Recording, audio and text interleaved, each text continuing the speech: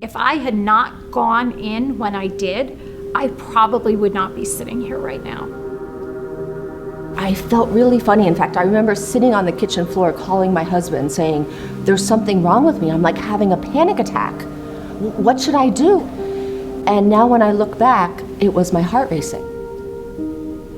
Hi, I'm Kim Morato, and I'm a mom, a wife, a sister, a daughter, and a teacher, and I survived a stroke.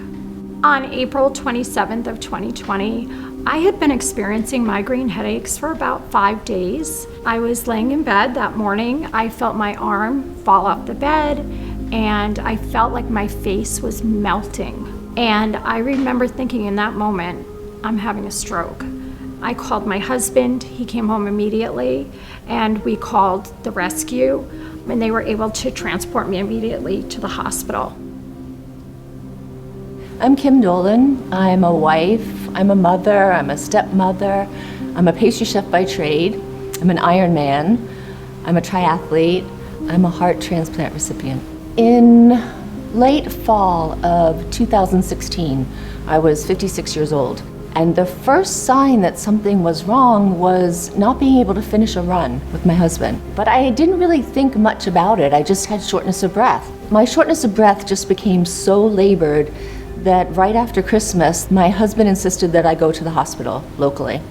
I went there and my heart rate was 170. I had no idea that my heart was racing like that. When I arrived at the hospital, apparently they were treating me in the ER, and when they went to move me up to another floor to admit me, that is when I had a seizure and I flatlined.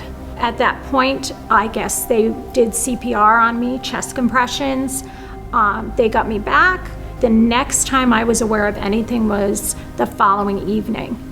And I remember waking up in my hospital room, and I knew I was in a hospital, but I didn't know why, and I was scared.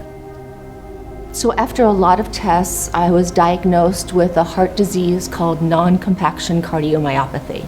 So from there, I had a catheter inserted into my arm, they called it a PICC, and that was attached to a bag of medicine that I carried around my shoulder. So that medicine lasted about 3 months, and then I started feeling not so good again. So I went back to the hospital, and sure enough, my heart was giving out again. I was given another inotrope, and then I also had a catheter in my neck called a Swan-Ganz catheter. Because I had those 3 things and I was in hospital, I was immediately put onto the A list of transplantation. And 5.5 weeks later, I still didn't have a heart, and my heart was really in danger. It wasn't gonna work anymore. It was really difficult to be in the hospital during a pandemic because you cannot have any visitors. I couldn't see my children. I couldn't see my husband. They encouraged me a lot to go to a rehab against their advice. When I was released, I went home, and I progressively just got worse, and I started to become very, very depressed. I ended up back in the hospital. I had lost 30 pounds.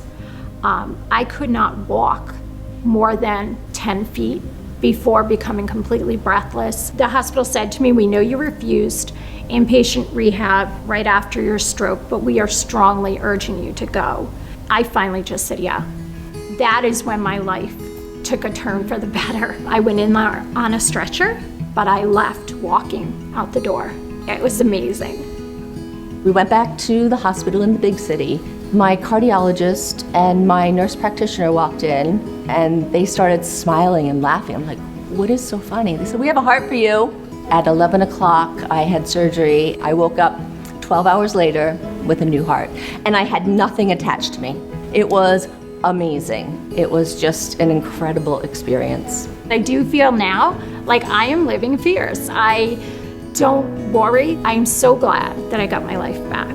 I actually think I'm living more fierce than I did before I had a heart transplant. But more importantly, I feel really good.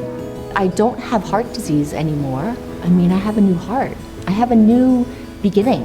It's really important that organizations like the American Heart Association receive funding, because without them, we wouldn't know a lot of the signs of a heart attack, of a stroke, of other heart-related illnesses. It's really important to share your story, because if we don't share our stories, how are other women going to know that it could happen to them?